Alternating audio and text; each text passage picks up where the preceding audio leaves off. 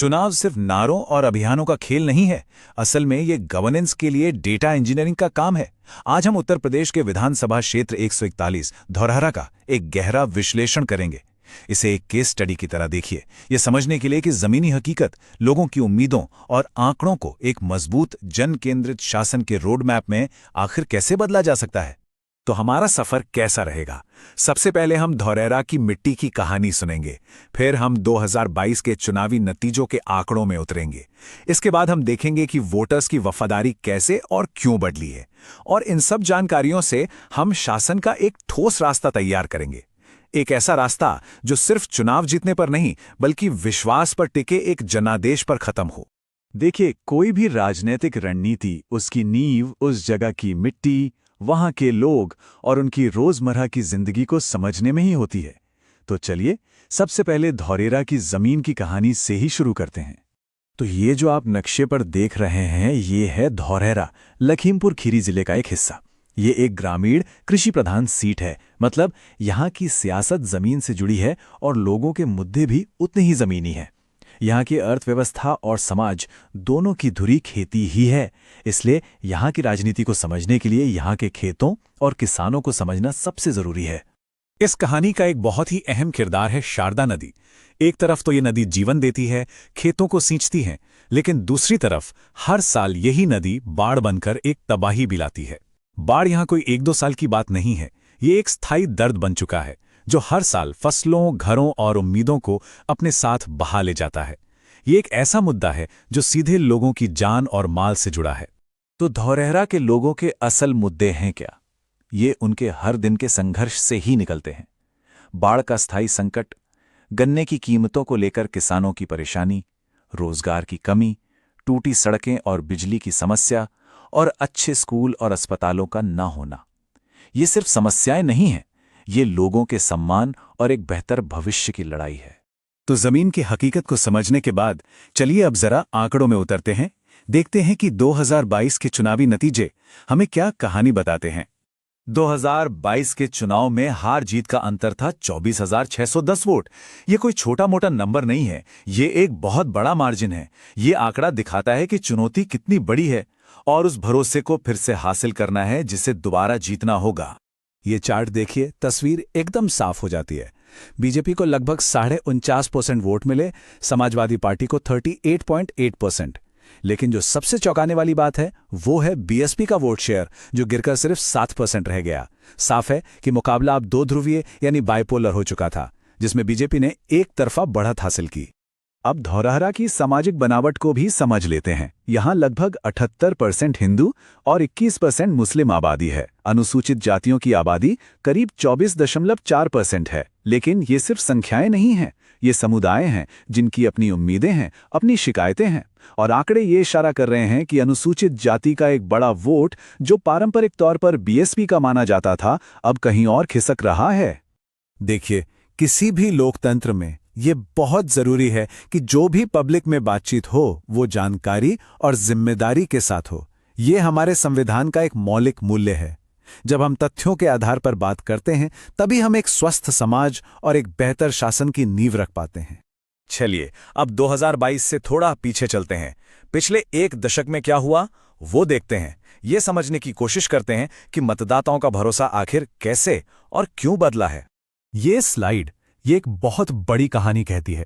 2012 में बीजेपी का vote share महज 5.9% था और 10 साल बाद 2022 में यह बढ़कर 49.5% हो गया। ये कोई मामूली बदलाव नहीं है, ये एक राजनीतिक भूचाल है जिसने धौरहरा की राजनीति की पूरी जमीन ही बदल कर रख दी। धौरहरा के पिछले 3 चुनावों को देखिए। 2012 में बीएसपी सिर्फ 0.5% के मामूली अंतर से जीती थी। मुकाबला कांटे का था। फिर आया 2017, एक त्रिकोणीय मुकाबले में बीजेपी 1.5% के छोटे अंतर से जीती। और 2022 में जैसे ही बीएसपी का किला ढहा, बीजेपी ने अपनी स्थिति को मजबूत करते हुए 10.9% के बड़े अंतर से एक तरफा जीत हासिल कर ली।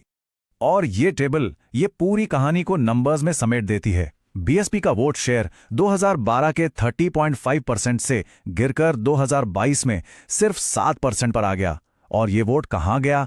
ये सीधा सीधा बीजेपी के खाते में गया, जो 5.9% से छलांग लगाकर 49.5% तक पहुंच गई। समाजवादी पार्टी का वोट शेयर लगभग अपनी जगह पर टिका रहा, लेकिन बीएसपी के पतन ने बीजेपी के लिए जीत का दरवाजा खोल दिया। तो सवाल ये उठता है कि आखिर ऐसा हुआ क्यों? सिर्फ क्या हुआ यह जानना काफी नहीं है, हमें क्यों हुआ इसकी जड़ तक जाना होगा। इस बदलाव के पीछे के असली कारण क्या थे? 2022 का नतीजा किसी एक इंसान की वजह से नहीं था। इसके पीछे सिस्टमैटिक कारण थे। पहला, बीजेपी की मजबूत संगठनात्मक मशीनरी जो बूथ लेवल तक काम कर रही थी। दूसरा, विपक्ष के वोटों का बंटवारा। और तीसरा, समाजवादी पार्टी की जमीनी पकड़ का उतना मजबूत ना होना और एक नए उम्मीदवार का मैदान में होना। इन सब ने मिलकर बीजेपी के लिए एक मजबूत आधार तैयार कर दिया। अब तक हमने प्रॉब्लम को अच्छी तरह समझ लिया है। अब बात करते हैं सॉल्यूशन की। हम एक 4 स्तंभीय रणनीतिक ढांचा, एक 4 पिलर ब्लूप्रिंट पेश कर रहे हैं, जो इस चुनावी अंतर को पाटकर गवर्नेंस का एक नया रास्ता बना सकता है। हम इसे चतुर्मुख सिद्धांत कहते हैं। ये एक 360 डिग्री रणनीति है जिसके 4 स्तंभ हैं: सामाजिक, आर्थिक, राजनीतिक और भावनात्मक। ये चारों मिलकर ही एक मजबूत और टिकाऊ जनाधार की नींव रख सकते हैं। पहला स्तंभ सामाजिक। ये सिर्फ जातीय समीकरण नहीं है, बल्कि साझा हितों के आधार पर एक सामाजिक गठबंधन को फिर से बनाने की बात करता है। दूसरा स्तंभ आर्थिक। ये उन मुद्दों का सीधा जवाब है जो हमने शुरू में देखे थे: बाढ़ राहत के लिए एक ठोस योजना, गन्ने के सही दाम की गारंटी और गांव में रोजगार के मौके पैदा करने का एक स्पष्ट रोड मैप। तीसरा स्तंभ है राजनीतिक। इसका फोकस है टूटे वादों पर आधारित एक तीखी लेकिन तथ्यों पर आधारित जवाबी कहानी बनाना। और चौथा स्तंभ भावनात्मक। ये उम्मीदवार को धरती के बेटे के रूप में स्थापित करने और जोश नहीं झूठ जैसे सरल और शक्तिशाली नारों के जरिए वोटर से एक सीधा इमोशनल कनेक्शन बनाने की बात करता है। अब इस पूरी स्ट्रैटेजी को जमीन पर उतारने के लिए लोगों तक पहुंचना तो होगा, लेकिन ये पहुंच जिम्मेदारी के साथ होनी चाहिए। भारत के डेटा संरक्षण कानून के तहत प्राइवेसी और सहमति हर नागरिक की गरिमा का सम्मान है। इसलिए किसी भी तरह की पॉलिटिकल आउटरीच के लिए व्यक्तिगत डेटा का नैतिक रूप से प्रबंधन करना बेहद जरूरी है। अब आते हैं सबसे अहम हिस्से पर। देखिए, रणनीति कागज पर बहुत अच्छी लगती है, लेकिन असली काम उसे जमीन पर उतारने का है। एक ऐसा जनादेश बनाने का जो सिर्फ वोटों पर नहीं बल्कि भरोसे पर आधारित हो। तो इस ब्लूप्रिंट को हकीकत में कैसे बदलें? जमीनी गतिविधियों को डिजिटल संदेशों के साथ जोड़ना होगा। स्थानीय व्हाट्सएप ग्रुप्स के जरिए सही मुद्दों पर बात करनी होगी। एक मजबूत फीडबैक लूप बनाना होगा ताकि आप सिर्फ बोले नहीं बल्कि लोगों की सुने भी। और सबसे जरूरी, पार्टी कार्यकर्ताओं को सिर्फ प्रचारक नहीं बल्कि लोकल प्रॉब्लम सॉल्वर के रूप में तैयार करना होगा। और अंत में हमें ये याद रखना होगा, चुनाव जीतने के लिए कोई इनाम नहीं है, बल्कि ये सेवा करने का एक जनादेश है।